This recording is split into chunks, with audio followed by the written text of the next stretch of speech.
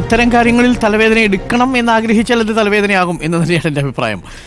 ഞാൻ ഇതിൽ ജയറാം രമേശ് പറഞ്ഞ അഭിപ്രായത്തോടാണ് യോജിക്കുന്നത്. കോൺഗ്രസിൻ്റെ പ്രതിനിധി എന്ന നിലയിൽ ജയറാം രമേശ് പറഞ്ഞ അഭിപ്രായത്തോടാണ് യോജിക്കുന്നത്. പക്ഷേ എനിക്കൊരു വ്യത്യസ്തമായ കാഴ്ചപ്പാടാണുള്ളത്. നമ്മുടെ രാഷ്ട്രീയ നേതാക്കൾ അച്ചിലിട്ടതുപോലെ ഒരു പാർട്ടിയുടെ നയം സത്യസന്ധമാകരുത് എന്ന് നിർബന്ധം പിടിക്കുന്നത് ശരിയാണോ? അതാണ് ഈ പല ഘട്ടങ്ങളിലും ശശി തരൂർ മുന്നോട്ട് വയ്ക്കുന്നത് ഒരു ബദൽ രാഷ്ട്രീയമാണെന്ന് തോന്നിയിട്ടുണ്ട്. ഒരു വ്യത്യസ്തനായ കോൺഗ്രസ് നേതാവാണ് ശശി തരൂർ. ഇപ്പോൾ പലസ്തീനുമായി ബന്ധപ്പെട്ട ഐക്യദാർഢ്യ റാലിയിൽ പോകുന്നു. ആ സമയത്ത് ശശി തരൂരിന് ബോധ്യമായ കാര്യം ശശി തരൂർ അവിടെ സംസാരിക്കുക ചെയ്യുന്നത്. ഹമാസിനെ കുറിച്ച് ശശി തരൂർ വളരെ പരസ്യമായിട്ട് അവിടെ പ്രകടിപ്പിക്കുന്നു. ശശി തരൂരിന് ഏതെങ്കിലും രാഷ്ട്രീയ കുബുദ്ധി ഉണ്ടായിരുന്നെങ്കിൽ പലസ്തീൻ ഐക്യദാർഢ്യ റാലിയിൽ അദ്ദേഹം ഉണ്ടാതിരിക്കുമായിരുന്നു എന്നാണ് ഞാൻ വിശ്വസിക്കുന്നത്. പക്ഷേ തൻ്റെ രാഷ്ട്രീയ നിലപാടുകൾ ഏതു വേദിയിലും തുറന്ന് പറയാനുള്ള ആർജവം ശശി തരൂർ കാട്ടിയിട്ടുണ്ടെന്നാണ് ഞാൻ മനസ്സിലാക്കുന്നത്. അതുകൊണ്ട് ശശി തരൂർ ഏതെങ്കിലും തരത്തിൽ രാഷ്ട്രീയമായൊരു പരാജയമാണ്, രാഷ്ട്രീയ നേതാവ് എന്ന നിലയിൽ പരാജയമാണെന്ന് ഞാൻ വിശ്വസിക്കുന്നില്ല. ശശി തരൂർ വ്യത്യസ്തനായൊരു കോൺഗ്രസ് രാഷ്ട്രീയ നേതാവിനെയാണ് പ്രതിനിധാനം ചെയ്യുന്നത്. അത്തരം രാഷ്ട്രീയ നേതാക്കളും സമൂഹത്തിൽ വേണമെന്നാണ് എൻ്റെ അഭിപ്രായം. കാരണം വസ്തുതകൾ പറയുമ്പോൾ അത് ഇന്ന പാർട്ടിയിലായതുകൊണ്ട് ആ വസ്തുതകൾ പറയാതെ നിശബ്ദനായിരിക്കുക എന്നുള്ളത് ഒരു രാഷ്ട്രീയ നേതാവിന് മികച്ച ഗുണമായിട്ട് ഞാൻ കണക്കാക്കുന്നില്ല. അത് ആ പാർട്ടിക്ക് തലവേദനയായിരിക്കും. ആ പാർട്ടിയെ സംബന്ധിച്ച് പ്രതിരോധിക്കേണ്ടി വരും. അങ്ങനെയാണല്ലോ രാഷ്ട്രീയം മുന്നോട്ട് പോവുക. ഈ വിഷയത്തിൽ മാത്രമല്ല, ഈ മോദിയുമായി ബന്ധപ്പെട്ട വിഷയത്തിൽ 3 കാര്യങ്ങളിലാണ് ഞാൻ ആ ബൈറ്റ് കേട്ടു. ANAക്ക് കൊടുത്ത ബൈറ്റിൽ ഒന്ന് പ്രതിരോധമടക്കമുള്ള കാര്യങ്ങളിൽ മികച്ച തീരുമാനമാണ് എന്നാണ് ശശി തരൂർ പറഞ്ഞിരിക്കുന്നത്. മാത്രമല്ല ട്രേഡ് ആൻഡ് ടാരിഫിൻ്റെ കാര്യത്തിൽ ഇരുവരും തമ്മിൽ നടത്തിയ സംഭാഷണം രാജ്യത്തെ എക്സ്പോർട്ട് പോളിസിയെ സഹായിക്കുമെന്നാണ് അദ്ദേഹം ബൈറ്റിൽ കൊടുത്തിരിക്കുന്നത്.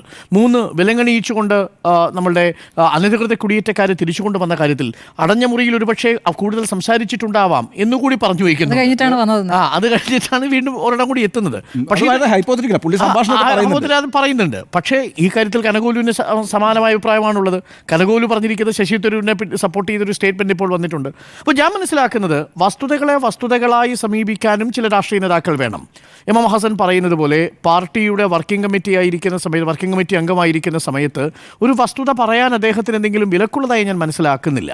കേരളത്തിൽ അദ്ദേഹം ഫാക്ച്വലായിട്ടാണ് ശശി തരൂർ സംസാരിച്ചിരിക്കുന്നതെന്നാണ് എൻ്റെ അഭിപ്രായം.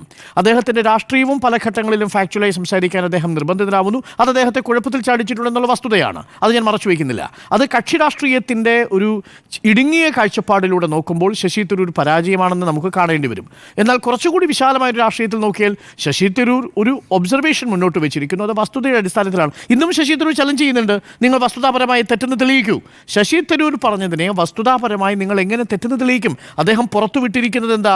അദ്ദേഹം പുറത്തുവിട്ടിരിക്കുന്നത് നിലവിൽ ഗ്ലോബൽ സ്റ്റാർട്ടപ്പ് എക്കോസിസ്റ്റം റിപ്പോർട്ടാണ് പുറത്തുവിട്ടിരിക്കുന്നത്.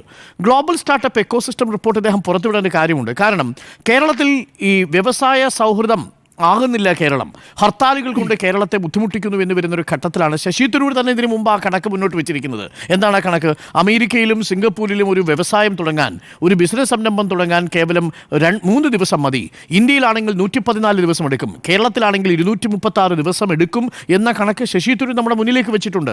അവിടെയാണ് പി രാജീവ് കേരളത്തിൽ നിന്നൊരു വ്യവസായ സ്ഥാപനം, ഒരു എൻ്റർപ്രണർഷിപ്പ് സ്റ്റാർട്ട് ചെയ്യാൻ 2 മിനിറ്റ് സമയം മതിയെന്നും മറ്റൊരു എൻ്റർപ്രണർ വന്നിട്ട് ഞാൻ ചായ കുടിച്ച് തിരിച്ച് വീട്ടിലേക്ക് ചെല്ലുന്ന സമയത്ത് ലൈസൻസ് ഡൗൺലോഡ് ചെയ്യാൻ സാധിച്ചുവെന്നും ബാക്കി എല്ലാ ലൈസൻസുകളും 3 വർഷത്തിനുള്ളിൽ മാത്രം സമർപ്പിച്ചാൽ മതി, ബാക്കി സർട്ടിഫിക്കറ്റുകൾ 3 വർഷത്തിനുള്ളിൽ മാത്രം സമർപ്പിച്ചാൽ മതി എന്ന് ഈസ് ഓഫ് ഡൂയിങ് ബിസിനസിൻ്റെ ഭാഗമായി 1ാം നമ്പറിലേക്ക് കേരളം എത്തി എന്നുള്ള കണക്ക് മുന്നിലുണ്ട്.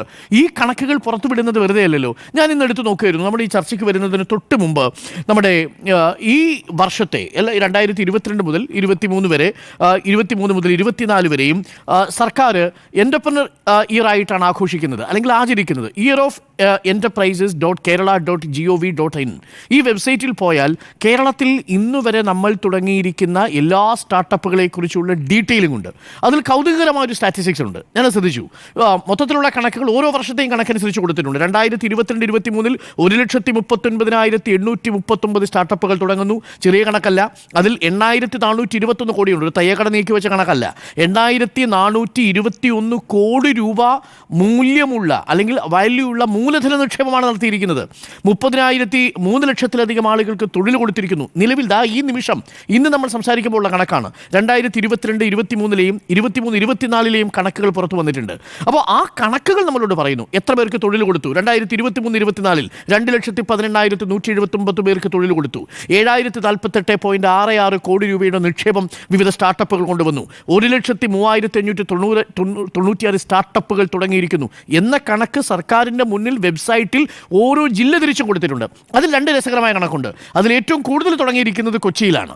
രണ്ടാമത് തുടങ്ങിയിരിക്കുന്നത് എവിടെയാണെന്ന് അറിയോ? മലബാറിലാണ്. മലപ്പുറത്ത് മാത്രം 10,142 സ്റ്റാർട്ടപ്പുകളുണ്ട്. കൊച്ചിയിൽ മാത്രം 10,437 സ്റ്റാർട്ടപ്പുകളുണ്ട്. തിരുവനന്തപുരത്ത് 10,056 സ്റ്റാർട്ടപ്പുകളുണ്ട്. 10,000-ൽ കൂടുതൽ 3 ജില്ലകളിലാണുള്ളത്. ഈ വർഷത്തെ കണക്കാണ് 2023-24 കണക്കാണ്. ഇനി അതിൽ തന്നെ ഷെഡ്യൂൾഡ് കാസ്റ്റ് വിഭാഗം, പാർശ്വവൽക്കരിക്കപ്പെട്ട വിഭാഗങ്ങളും നിക്ഷേപം നടത്തിയിട്ടുണ്ട്. ഞാൻ അവരുടെ തുകയൊന്ന് പരിശോധിച്ചു. നമ്മൾ പറഞ്ഞ തയ്യക്കടയാണോ എന്ന് അന്വേഷിക്കാൻ വേണ്ടി 115 കോടി രൂപയുടെ നിക്ഷേപം SC വിഭാഗത്തിൽപ്പെട്ടവർ തുടങ്ങിയ സ്റ്റാർട്ടപ്പിലേക്ക് മൂലധനമായിട്ട് നമുക്ക് സമാഹരിക്കാൻ സാധിച്ചിട്ടുണ്ട്. ചെറിയ കാര്യമായി ഞാൻ കണക്കാക്കുന്നില്ല. STയുടെ കണക്ക് കുറവാണ്. STയിൽ 83 ലക്ഷം രൂപ മാത്രമാണ് നിക്ഷേപമായിട്ട് സ്റ്റാർട്ടപ്പുകൾ തുടങ്ങിയിരിക്കുന്നത്. എണ്ണം കൂടുതലാണെങ്കിൽ പോലും STയുടെ കാര്യത്തിൽ 264 സ്റ്റാർട്ടപ്പുകൾ മാത്രമേ ഉള്ളൂ. സ്ത്രീകളുടെ കാര്യത്തിൽ 31% സ്ത്രീകളാണ് സ്റ്റാർട്ടപ്പുകൾ തുടങ്ങിയിരിക്കുന്നത് എന്ന കണക്കുണ്ട്. ഈ കണക്കുകൾ കൗതുകകരമായ കണക്കുകളാണ്.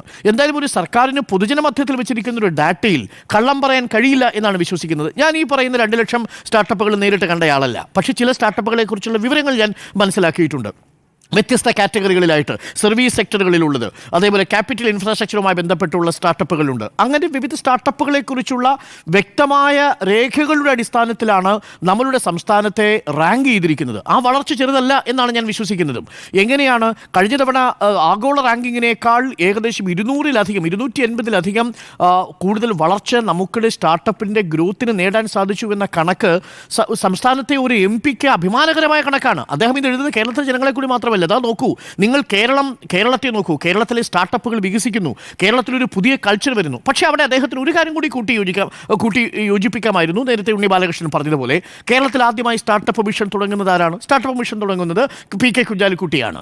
കേരളത്തിൽ ആദ്യത്തെ സ്റ്റാർട്ടപ്പ് വില്ലേജ് തുടങ്ങുന്നവരാണ് PK കുഞ്ഞാലിക്കുട്ടിയാണ്. പക്ഷേ അതിനെന്ത് സംഭവിച്ചു? ആദ്യത്തെ PPP മോഡലിലുള്ള സ്റ്റാർട്ടപ്പ് വില്ലേജ് ആയിരുന്നു MOBME എന്ന് പറയുന്ന സ്ഥാപനം.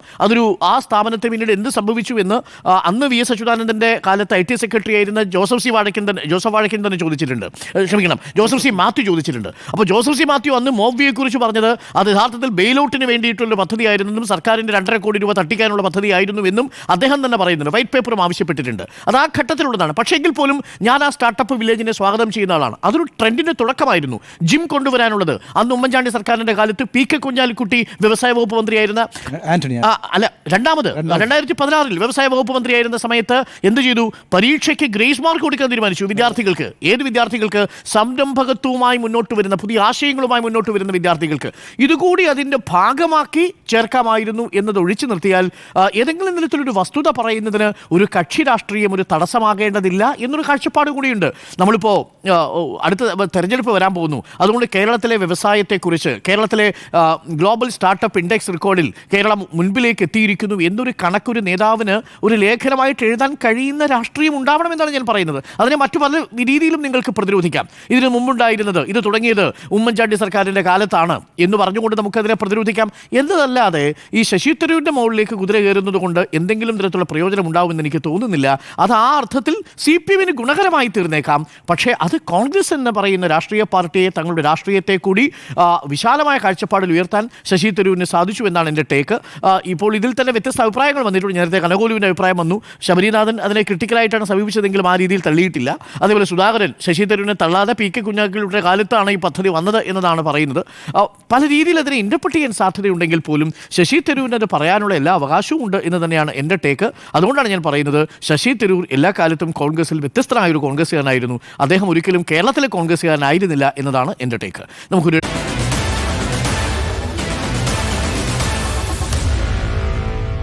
Meet the editors.